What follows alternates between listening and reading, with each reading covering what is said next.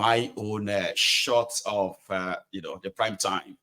So if you are interested in being part of this chat tonight, please use the link. Yeah, there is a link in the description of this video. Okay, please use that in joining us. Currently, I think there are some parliamentarians already waiting. But for those who have put on their, their cameras, I want to say thank you. For those of you who haven't, we'll wait for you to do that. But there's somebody in the house that I can see in the studio right now. Do you want me to say or just show you him? No, I'm just going to show you him instead of saying. Now, the first parliamentarian tonight, a very, very, very, very popular face on his first appearance on this platform, right? He's back. Sekou, my brother.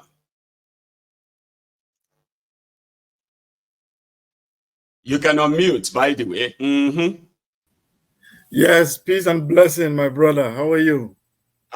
Very well. Should I say Happy New Year to you? We've not had you since the first and the last time we had you on air. And then it's really good to see you back in the studio, by the way. So, how are you? Yes, I'm very happy to be back. I'm always following. Even if I don't come to the parliament, I always follow all the podcasts. Yes. Fantastic. Yes. So thank you so much. So thank you for having me back. I'm happy to be in the house.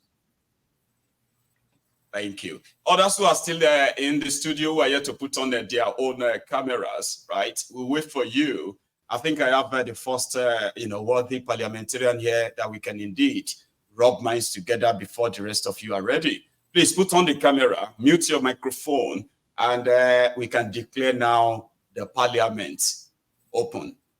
Sekou, thank you so much once again for joining us, okay? And as we do here, what you want to talk about, and then you can delve into them as much as you want. And intermittently, I might kind of try to engage, make it more interesting. So if you are okay with that. So yeah, the parliament is hereby declared open. I will reshare the link to those of you who don't have it yet, okay? Oseku, thank you, please. All right. Yes, so once again, thank you for members of this parliament of truth and revolution, the parliament of justice, and creating awareness for our people. So I'm very happy to be back. I was here a couple of months back and it was very good. We had good conversation. Today, there's a lot has happened between the time I was here until today. A lot has gone on. So there's a lot we are unpacking here tonight. There's the geopolitical aspect to discuss in terms of the military base in West Africa, the Sahel country. That's a geopolitical discussion. Then there is the eternal issue in Nigeria about the president missing, about the Wike and Fobara and other things you show. So I would like to start with the geopolitics. With that, I'd like to show this book to a member of the parliament. If it is, I don't know if it's clear enough. If it's not, then I will come back and show it. Yeah, if you move it closer to your chest, yeah, it is clear. That way, if you move it closer to your chest, closer to yourself, yeah, okay. You can come properly, I believe. Brilliant. That's right. Yeah, we could get that now. Thank you. I think because I have to remove the background. Yeah, I put a blurry background. I think I don't know how to, I'll take it out later. So this book is called White Malice. It's written by Susan Williams. It's about how the CIA in USA have entered into Africa since the 1950s and 1960s. And their job is to recruit our elite, our politicians, those who are potentially to become president, or those who are likely to have power. They recruit you sometimes knowingly and unknowingly. Their job is for you to work for them. And I'm sad to tell you that most of our leaders on the continent were actually assets of the CIA, including my own country, Liberia. Even Charles Taylor, that came to Nigeria at that time, when you guys remember when Jaga Jaga, the song Nigeria Jaga Jaga, where you talk about Charles Taylor in Calabar. Charles Taylor worked for the CIA in Liberia. When he had done his job, they got rid of him. So what I'm trying to tell you here, your president, if you remember, during his case with Atiku, the FBI said they were going to send out some documents about him. Then they later didn't do it. They were trying to recruit him. They were trying to persuade him in the corner and say, look, if you don't do our job, you see what we got on you. And that's the truth I'm telling you. Where your president is right now, if they ask him to jump, he's going to say, how high can I jump? Yes, that's all I can tell you. The leader you have right now in office, he is a puppet. And I said this on the day he got in office, that he has been a puppet since he was governor, in fact. So right now it's even going to be worse. And the Northerners are against it. They have their own interest. Now the security is not actually their interest, but they have other interests that they are trying to protect. So now let me tell you also the implication of having a military base in Nigeria. Nigeria is a potential superpower, or was, or used to be a potential superpower for West Africa and Africa as a whole. That country has a lot. Even when the Britain, in the next 30, 40 years, this country might rival us. They had that fear. But it appears that Nigeria has lost this dream to become an African superpower. It appears that Nigeria has lost that dream since Buhari took power.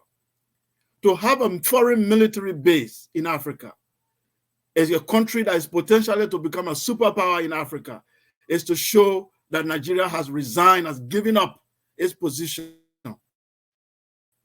to be a potential superpower. Because where we are right now in terms of geopolitics, World War III is being prepared. Since Putin attacked this country, Ukraine, there has been planned. All countries in the West are preparing for World War III. And World War III is going to be a nuclear war. And guess where World War III starts? It doesn't start in Europe. It doesn't start in America. It starts in third world countries where they have their bases. It starts as a Cold War where they attack each other's assets and bases before the world gets to their ground. They are trying to make Africa the starting ground of World War III. So for Nigeria, we're supposed to be a protector of West Africa, the mouthpiece of West Africa and Africa as a whole, giving itself up. I'm telling you, the black race has gone back 100 years backward. In 2024, I can tell you that the black race has gone back at least 100 years backward with all this elite that we have right now. We are not even part of the discussion of the 21st century. We pretend that we are in 21st century, but we are not part of it. We are not part of it. Nigeria had a dream of nuclear weapons since independence. They have not done nothing about it. Now the US wants to open a base. When Russia will have a base right there in Niger, the World War III will begin on the continent before it actually materializes in Europe. I want to stop there first on the geopolitics. So cool. Thank you so much. While you kind of take a breath on that, I have another parliamentarian who has joined us tonight. So, sir, as usual as well, okay, it is yet to get busy. Some people are still thinking, should I join, should I not? So I will just enjoy our time until we have more of us joining tonight, sir. However, the People's Parliament, as you know it, you can choose what you want to say, what you want to talk about, or pretty much share your view on this current topic to continue sounding warning to those who are in charge that don't make this mistake, or else it will be the biggest of all those mistakes that probably Nigerians have been made to sort of live with. Because talking about mistakes or wrong decisions of those in charge, we have become so accustomed to this, right? But there is a particular one you will make. I mean, everybody have to say, no, this one, don't try it. What do you think, sir? Please. Yeah, hi, Maegu. Yes, sir. So nice to be here again with you. I think You said your last statement, we shouldn't try and make this kind of mistake. Omo, you should know that there's nothing like mistake in Nigeria. Hmm. Everything has a purpose, a definite purpose. People plan, people take actions, and people don't care. Omo, if somebody wants to put that base in Nigeria today, that base will be there and nothing will happen. Hmm. Trust me. But it's so ironic that in those days in the university, when we were in university in those days, more than 25 years ago, you know, if you stay off campus, okay, and you have one of the court guy who is a leader of a team, one of the court guy like the Don, Mhm. is your neighbor, eh? You dare not say you are going to be in another court. You are very close. Oh. Maybe that guy is a Don. That is where most activity happen. Maybe you're in the same compound, Mhm. and they say, that is the Don of Aye. Then you, Bukanya, will not go and be in that compound. It's not possible. That was Hmm. the foolishness of Ukraine trying to do with Russia. Don't go and fraternize with your neighbor's enemy. Now, it's so ironic that I've listened to commentators speaking about these things since yesterday. And it's so baffling is that nobody is even talking, everybody's just speaking from two sides of their mouths just to be careful not to offend the establishment. Now, you should know that nobody, nobody, US has a strategic interest in whatever they do.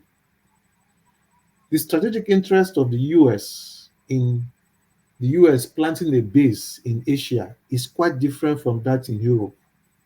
It's quite different from that in uh, Poland or wherever else. It's quite different.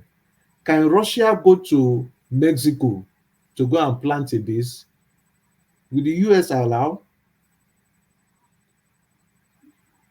If the US is coming to Nigeria, mind you, the strategic interest of the US base, maybe in Japan, in Asia country, will be quite different from that in Africa. We've already known from beginning, even without telling us, even for what happened in Burkina Faso, Niger, that the strategic interest of the Western world planting the base in Africa was solely to protect the mineral resources exploitation, was for exploitative purposes. Somebody said since the US base and the French base is out of the Sahel region up north of Nigeria, that is Chad, I mean Niger, that there's now a free ride of the terrorists coming to the border close to Nigeria. And so we need the US base. For goodness sake, is that person a dumb person? Was there no French and US military base in Niger when the terrorists were having a free ride everywhere, left and right? That is not, if American base is going to be in Nigeria, it is to protect and escort mineral resources, protect and exploit. Who cares about if you are going to die or Boko Haram is going to? You will even see it multiplying the more. Hmm. For security purpose, it doesn't serve us anything, any good at all. Thank And you. again, there are crosses. Do you know the alliance that the Niger Republic had after that coup? Everything came out. And do you know that if you have a base there, you do not, it's like subsidy, is like giving out of your sovereignty to them and say, okay, this particular area, whatever happened, even when they ran into those bases, you can't hold them. From the airport, immediately they land from the airport to their base, you have no authority to check them, the equipment they bring in, what goes in there. You can't even enter there. Ever. Sadari. You are Thank you. sitting your So I don't even know why this should be a purpose. Like you said yesterday, Kolu will want to use it to when he's looking for, what is it called again? Because validation. of validation. He's looking for validation of the election for the Western world. So right now, just like Sekou said, if you ask Kolu to jump, he will ask you how far, in as far you can validate his position as the president of Nigeria. Any Western world that is ready to validate his election as the president is ready to do anything for that person. And everything. Sadari, thank you so much. There is, you probably still have one or two to still add to what you have said already, sir. So we'll get to that. There is these three parliamentarians in the studio. See, the reason why I'm kicking you out is because what is the point of you sitting there, putting your camera off? What is the point? You can just sit down and watch the program at home, okay? Like you are doing, like we are all doing now, eh? You can just sit right there and watch it. There's no point in sending requests in and then turning your camera off. So I can ban you from sending requests. Agu, maybe I should mention your name. I don't know if you're having a problem with your device, okay? Please, if you can't put on your camera, I'm going to have to ban you from sending that request. For the last time, I'll kick you out, okay? But others, please put on your camera. That's to show that you want to be part of this, all right? I don't know why that is even so hard for us. Sekou, I am coming back to you simply because I believe that you have more than just what you've said so far on this, the disadvantage or even the error this is going to be. If we should, by any mistake, right, have this kind of base, especially in Nigeria. Now, you said something about Nigeria being a target because it's strategic, their plan. Part of what I've also heard is that, like you said, so they can't really go to Chad. Chad is like, it's going to be a bit far from the, it's like far from the east. The presence of Russia, this, and also expanding because there are other places Russia is also building the same base, right? So, America and the West generally, with people we have in Nigeria. I want to talk about Nigeria. Okay, let's kind of put that, because sometimes Nigeria could represent what other West African countries represent too. So Nigeria being a target, and Nigerians who have pretty much like we are mostly like captured right now, in the truest sense of it. So we don't really have much say. The reason why you're having this conversation today is because we are being kind of rude by people who don't give a damn about what we feel or whatever we say. So, and to make it worse, this Tinubu's government is different from every other government or regime you've had in Nigeria. It's a specialist in propaganda. Now, looking at all this danger that they could have their way and all that, okay? So what does this mean to an average Nigerian? Because if you want to ask people to reject something, you actually want ordinary people to understand what they are rejecting without them being misled with this, tribal, ethnic coloration to everything in Nigeria today. Talking about real danger here. So what would you kind of manage to point out to an ordinary person what this means if it should happen, or they fail to listen to the public outcry? What does this mean in practical terms? First of all, I would like to speak to young people. Some of us who watch Hollywood movies. Hi. We watch Hollywood movies a lot, American movies. So we are printed. There are two lies that we got from the American movie. The first one is America is a Christian country that wants to protect Christians around the world. That's a lie number one. Lie number two, America is fighting Islamic jihadis around the world. America is protecting the world and getting rid of jihadis. Lies number two. That's two. Lies number three is that America protects democracy around the world. Those are three lies. How do we know? The number one allies of America in the Middle East after Israel is Saudi Arabia. Saudi Arabia is a monarchy, a ruthless monarchy where women don't drive. But they are #1 allies of America. Women don't drive there. No democracy. You can't protest in Saudi Arabia. No protest. The king is closer to God. When the king says something, alhamdulillah, everybody follow. So America protects them. Do you hear America criticize Saudi Arabia one day? And they still behead people in Saudi Arabia for crime. They cut people's hands off. Their justice system is like 13th century. But America never talk about them. 2, when they said America fight against Islamic jihadists, America is the one that created Al-Qaeda it's not a myth, it's true. America created Al-Qaeda in Afghanistan, created the Islamic movement in Afghanistan to fight the Soviet Union. Some of you who know history, it is America that paid jihadists to start jihad movement in the Middle East to remove Russia. And Russia then was called Soviet Union. It was those jihadists that turned against America. So with the jihadists you are hearing around the world, they are American children. America produced them. Some of you who have heard Osama was trained by America, you think it's a lie. No, go and check properly. Most of the jihadis you know, they were American children. Now let me tell you what happened in Mali that led to Mali coup d'etat. The Malians called the French to come and help them because those guys were almost taking over the country. The Azawad, the jihadis that came out of Libya. When the French came in, they stopped the rebel, but by the time they got to the last town, like Gao, they told the rebel, they had a deal with the rebel, that look, we'll create a buffer zone between you and Mali. On one hand, we'll tell them we are fighting you, but we are not really fighting you. And on one hand, Mali will be on the other side. We'll tell them not to get to this area of their own country. We'll be controlling. So they will be in between. It's called divide and rule.